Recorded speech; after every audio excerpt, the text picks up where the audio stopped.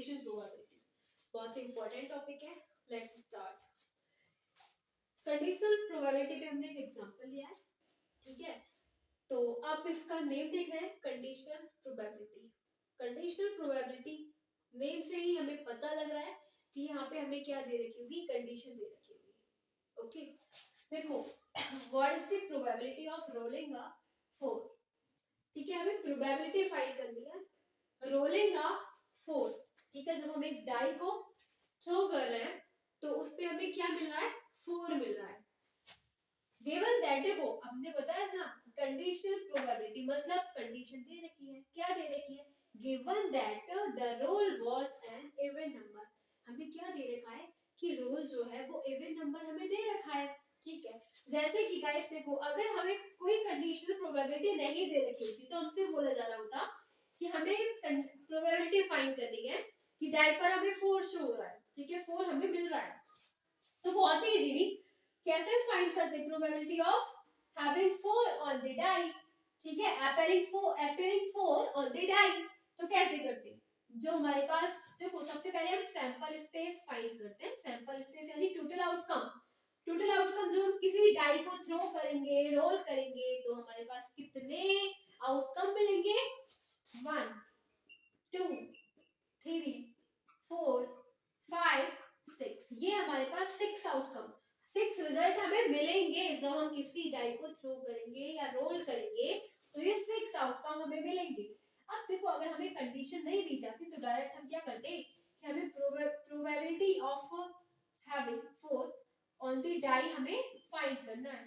तो बहुत ही इजीली जो हमारे पास नंबर ऑफ फेवरेबल आउटकम, तो फेवरेबल आउटकम में 4 चाहिए, कितने टाइम्स है, 1 टाइम, अपॉन टोटल आउटकम कितना हो जाता, 6। बट अब हमें ऐसे नहीं करना। अब हमें क्या दे रखा है, हमारे पास इवेंट, जो हमारे पास पहले इवेंट क्या दे रखी है, what is the probability of rolling a 4। तो जो हमारे पास स्टार्टिंग में, ठीक है, स्टार्टिंग में इनिशियल हमें क्या दे रखी है, इवेंट, तो उसको बोलेंगे इवेंट ई। क्या दे रखा है, एन इवेंट ऑफ रोलिंग ए 4। ये हमारे पास इवेंट क्या दे रखी है, ई दे रखी है। तो क्या हो जाएगी हमारे पास इवेंट, 4 ही तो है हमारे पास, कितने टाइम्स है, नंबर ऑफ ई फाइंड करेंगे, जो इवेंट ई है कितने टाइम्स है, ओनली 1 टाइम है, कितने टाइम, 1 टाइम।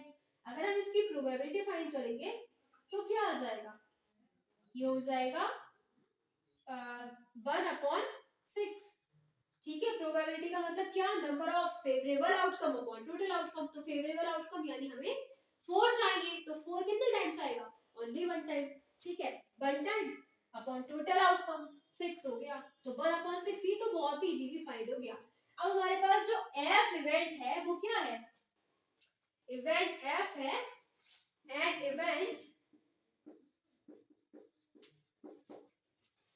एन इवेंट देखो क्या दे रखा है, दूसरी हमारे पास एक तो ये हो गई probability of rolling a 4। Next event है given that the roll was an even number. तो an event of an even number. अब हमारे पास एक इवेंट ये है एफ कि अब हमें इवन नंबर चाहिए। तो इवन नंबर क्या है हमारे पास, 1 2 3, ओनली 3 हमारे पास आउटकम है जो हमारे एफ को सेटिस्फाई कर रहे हैं, विच आर 2 4 6, ठीक है। अगर हम इसकी प्रोबेबिलिटी फाइंड करेंगे तो क्या हो जाएगा, नंबर ऑफ एफ कितने हैं, नंबर ऑफ एफ हमारे पास 3 है, और अगर प्रोबेबिलिटी फाइंड करेंगे तो क्या हो जाएगा कि number of favourable outcome which are 3 upon number of total outcome, कितने टोटल 6 हो जाएंगे। तो क्या आ जाएगा 1/2। हमें कंडीशन प्रोबेबिलिटी फाइंड करनी है। हमें क्या फाइंड करना है, हमें फाइंड करना है प्रोबेबिलिटी ऑफ, ये है हमारे पास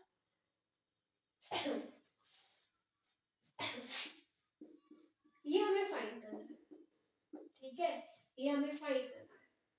हम क्या करेंगे, हमें गिवन कंडीशन दे रखी होती है ना, जो हमें इवेंट दे रखी होती है कि ये तो दे रखा है पहले से ही, तो उसको हम अपॉन में लिखते हैं, ठीक है, और जो हमें फाइंड करना होता है जिसकी प्रोबेबिलिटी, उसको हम ऊपर लिखते हैं एज ए न्यूमरेटर लिखते हैं हम। ठीक है, तो अब हमें यही करना है। हमें क्या दे रखा है, हमें एफ इवेंट दे रखी है। क्या दे रखी है, एफ इवेंट जो है ना, given that the roll was an even number. तो ये हमें एफ इवेंट दे रखी है, इसलिए हमने इसको अपॉन में लिखा। और इसका हमें फॉर्मूला पता है क्या होता है, P E intersection F upon, ये हो जाएगा पी ऑफ एफ। ठीक है, ये होता है हमारे पास फॉर्मूला, बहुत ही सिंपल फॉर्मूला क्या है, पी ई इंटर पी, ये हो जाएगा probability of E intersection F upon probability of F.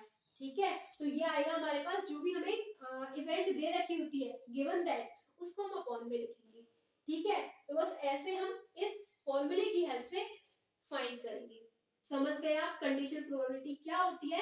Conditional probability में हमें एक कंडीशन दे रखी होगी, और जो भी हमें दे रखी होगी उसको हम अपॉन में ही लिखेंगे।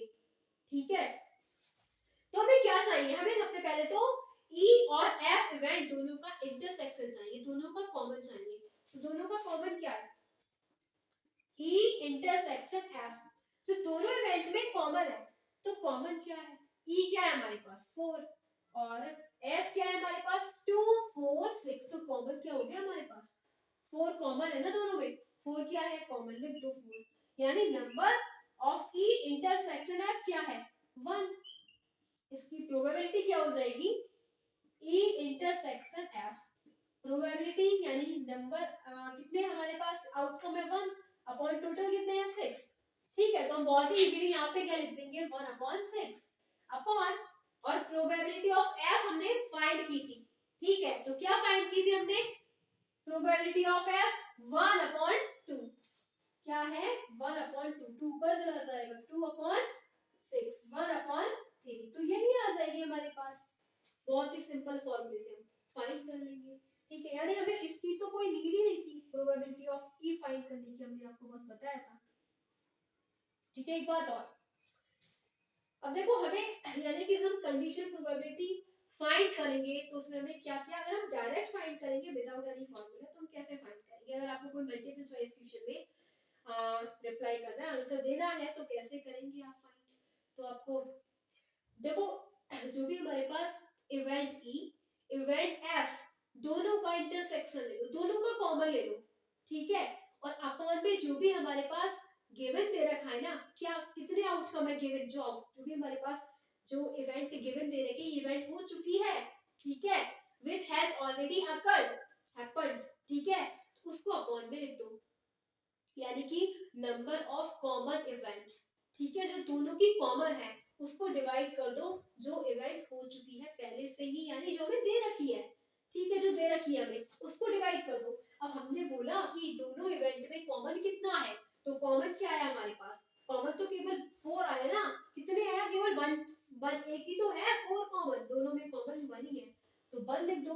और हमारे पास एफ कितने, एफ के कितने आउटकम आए थे, यानी जो इवेंट हो चुकी है, यानी जो इवेंट हमें दे रखी है उसके कितने नंबर है, कितने टाइम्स वो है, तो उसके कितने आउटकम है, कितने आउटकम है 3 तो है 1 2 3, तो 1/3 आंसर आ जाएगा, जो डायरेक्ट निकल जाएगा हमारे पास विदाउट एनी फॉर्मूला। यानी कि क्या करा हमने, पहले तो दोनों का कॉमन देखा, तो कॉमन तो एक ही था ना, उसको हमने किससे डिवाइड करना है, जो हमारे पास इवेंट दे रखी है उससे डिवाइड कर देना है। Total number of event F, जो भी हमें इवेंट एफ दे रखी है उससे डिवाइड कर देना है। तो बस वो हमारे पास नंबर कितने थे 3, तो 1/3, और बाकी हम फॉर्मूले से फाइंड करेंगे तब भी 1/3 आया। ठीक है, तो ऐसे हम कंडीशन प्रोबेबिलिटी फाइंड करते हैं। यानी कि अब हम फिर से बता रहे हैं, कंडीशन प्रोबेबिलिटी का मतलब होता है हमें कंडीशन दे रखी होगी, हमें पहले से ही एक इवेंट दे रखी होगी गिवन दैट, और जो हमें दे रखी होगी उसको हम अपॉन में लिखेंगे। ठीक है, और जिसको हमें जिसकी हमें प्रोबेबिलिटी फाइंड करनी होगी उसको हम एज ए न्यूमरेटर, ठीक है, ऊपर लिखेंगे। और इसको लिखेंगे हम, we are having the formula of conditional probability. क्या है, probability of event A given B.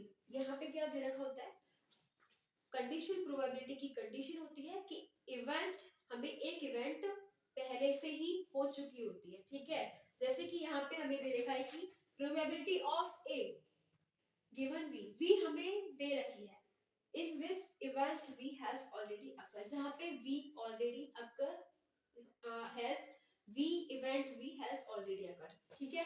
तो जो हमारे इवेंट अकर हो चुकी होती है, विच इवेंट हैज हैपेंड, उसको हम अपॉन में लिखेंगे, ठीक है। तो क्या हो जाएगा इक्वल में probability of A and B, यानी कि probability of A intersection B, दोनों का कॉमन, अपॉन में probability of B, and it is also equals to number of A intersection B upon number of B, ठीक है। तो ये क्या मतलब है, ये क्या बता रहा है, यानी कि सबसे पहले हमने देखा कि जब दोनों इवेंट का इंटरसेक्शन देखा, उन दोनों में से कॉमन देखा, ठीक है, तो उनके कितने रिजल्ट मिले हमें, ठीक है, दोनों कॉमन, जैसे कि हमें कॉमन मिल गया 5 एंड 4, यानी कि जो भी हमें 2 रिजल्ट मिल गए, तो उसके नंबर कितने हो जाएंगे, 2 हो जाएंगे, ठीक है। तो इसी प्रकार से हमें जो हमें आउटकम मिला है ना, number of outcome in A intersection B, इसी प्रकार से number of outcome of B, okay.